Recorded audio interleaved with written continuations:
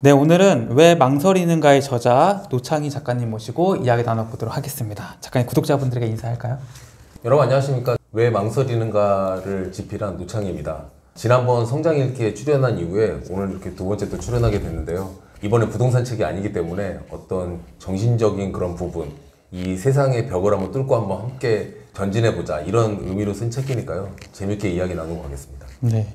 일단 그 책 제목이 굉장히 좀 인상 깊긴 했어요. 네. 이게 아마 제 생각에는 뭐 작가님의 물론 리더십 스타일이나 뭐 삶의 태도도 반영이 됐겠지만 좀 제가 추측하던데 네, 좀 후보가 몇 개 있지 않았을까? 책 제목에 대해서. 맞습니다. 뭐 어떤 것들이 있었어요?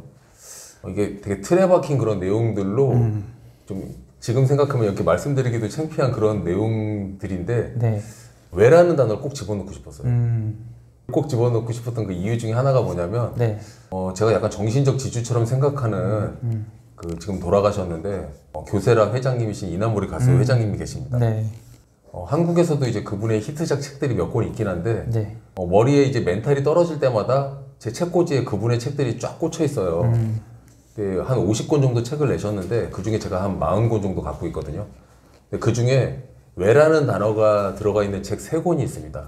뭐 왜 일하는가, 왜 사업하는가, 뭐 이런 책들이 있는데 작년 연말에 그 책들에 제가 빨간 줄 쳐놓은 부분들을 읽으면서 그래, 나도 이렇게 이분 때문에 어떤 힘들 때마다 이렇게 고비를 넘기고 의지를 불태우는데 내 업계 그리고 어떤 선한 역할로 뭔가 이 힘든 것들을 인생의 후배들이 뭔가 이렇게 갈팡질팡하고 인생을 바꿔보고 싶어 하는데 그 그냥 밖을 나서기만 하면 뭔가 저질러질 수도 있을 것 같은데 그 행동하지 못하거든요. 그래서 일단 행동을 하자, 망설이지 마라, 이런 뜻으로 왜 일하는가 그 책을 유심히 보다가 네. 왜 망설이는가로 하고 싶다, 이렇게 해서 정하게 됐습니다.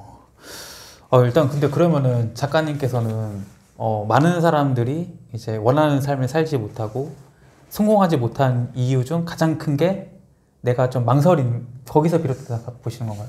뭐 저도 그런 측면이 저 스스로한테도 있고 이게 뭐 계획을 거창하게 세우는 사람들도 많잖아요. 네.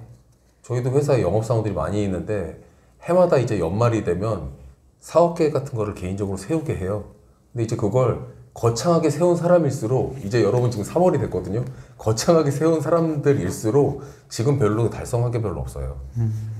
그래서 전체적인 큰 틀은 해놓더라도 그냥 한 달, 2달 액션 플랜을 잘 짠 사람들, 그리고 그 액션 플랜을 지키기 위한 다양한 방법들을 제가 책에도 써놨는데 스스로 그런 안전장치를 만들어서 일단은 저지르는 거, 이게 약간 사고 치는 것 같은 저지르는 게 아니라 자기의 계획을 행동으로 바로 옮겨보는 거, 그게 훨씬 의미 있고 목표에 다가가는 부분이라고 생각하기 때문에 망설이지 말자, 이런 뜻으로 한번 그렇게 책 제목도 정해봤습니다. 네.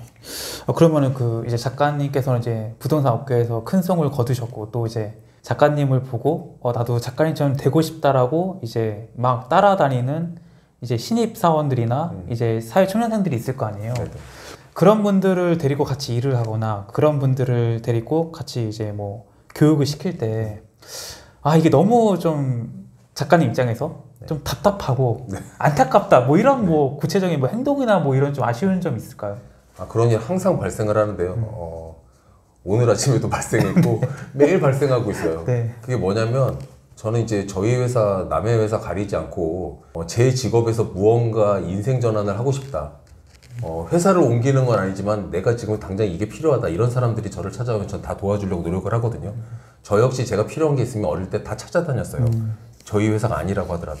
근데 대표님께서 이제 질문해 주신 그런 내용처럼 답답함이 올 때가 있어요. 가장 큰 답답함은 뭐냐면 하버드병에 걸려 있는 거예요. 처음에 이제 어떤 일을 시작을 하면 저희 예전 박사과정 할 때 저희 교수님이 저한테도 너 하버드병에 걸려 있다, 논문 주제를 간결하게 해라, 뭐 하나만을 꼭 하고 찍고 넘어갈 수 있도록 해라, 이렇게 말씀을 하시거든요. 그래서 저도 굉장히 논문 주제도 간소화했고 그래서 이제 뭐 공부하는 데도 도움이 됐었는데, 교육이라는 게 신입들이 꼭 익혀야 될 것들이 있어요. 저희 이제 상업용 부동산 하기 때문에 꼭 배워야 될 것들이 있는데 그 배워야 될 것들을 단계별로 설명을 해주거든요.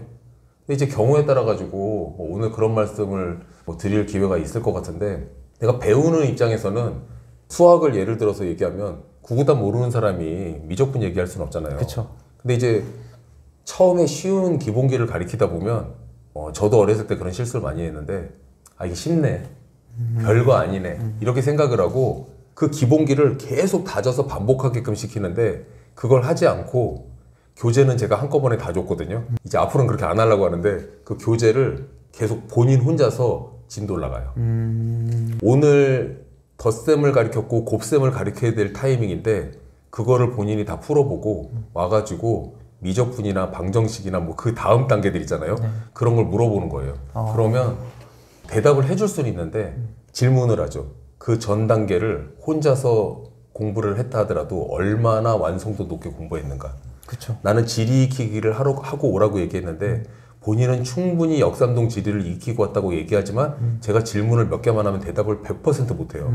그러면 왜 완벽하게 그 지역 지리를 익히지 않고 와서 전속 빌딩을 수주하기 위한 제안서 만드는 법을 가르쳐 달라고 하냐, 뭐 이런 건데, 뭐 업종에 따라서 다 다른데 어느 회사를 들어가나 학교를 들어가나 기본기를 다 다지고 그 기본기는 이게 자다가 꿈에서 나타났다고 하더라도 바로 7, 8은 56 이렇게 대답할 수 있어야 된단 말이에요. 네. 근데 이제 그게 안 되고 잠깐이라도 생각할 정도면 이 몸에 박히질 않은 거예요.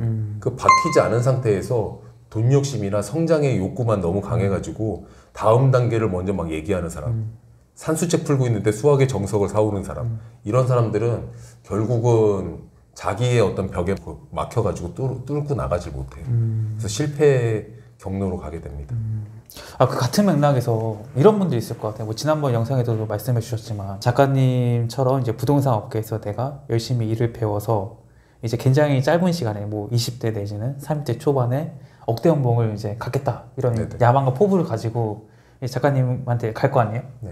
근데 작가님이 보시기에는 이 사람이 이제 거쳐야 될 말씀대로 그 단계가 있고 이걸 차근차근 밟았을 때 가장 빠르게 갈 수 있는데 그 본인의 그 조급한 마음에 막 본인만 앞서가는 거죠. 네네. 그래서 일을 그르치는 경우도 많이 보실 거 아니에요.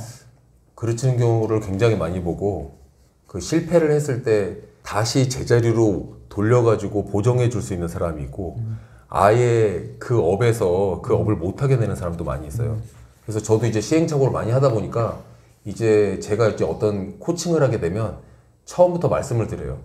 이거는 전체적인 단계를 가기 위한 일부의 단계인데 이걸 꼭 숙지하고 넘어가야 되니 너무 쉽게 우습게 보지 말고 몸에 익숙해질 때까지 달달달달 외우도록 해라.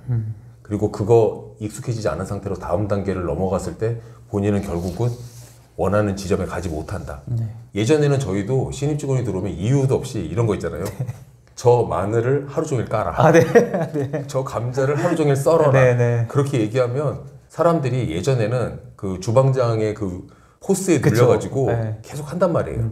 근데 그 와중에서도 그걸 왜 시키는지 깨닫고 해야 되는 그 이유를 본인이 터득한 다음에 그 다음 단계를 기다리면서 계속 양파를 썰은 사람이 있고 이제 주방장한테 항의를 하죠. 그렇죠. 나는 중식을 배우러 왔는데 왜 양파만 썰게 하느냐. 난 양파를 썰러 온 사람이 아니다. 그렇게 얘기하거든요. 이제 그건 이제 겸손이 없는 거예요. 저희 업에도 마찬가지고 어떤 업에도 마찬가지예요. 그러면 가르쳐주고 싶은 사람이 가르쳐주고 싶은 마음을 살짝 내려놓게 돼요. 그렇죠. 혼신을 태워서 가르치는 게 아니라 그냥 가르칠 정도의 수준만 딱 가르치게 되거든요. 그럼 이제 완성도가 완전 달라지는 거예요. 근데 이제 요령이 있고 그 겸손함을 갖춘 사람은 네. 그걸 이겨내고 네. 이제 그걸 아는 거죠.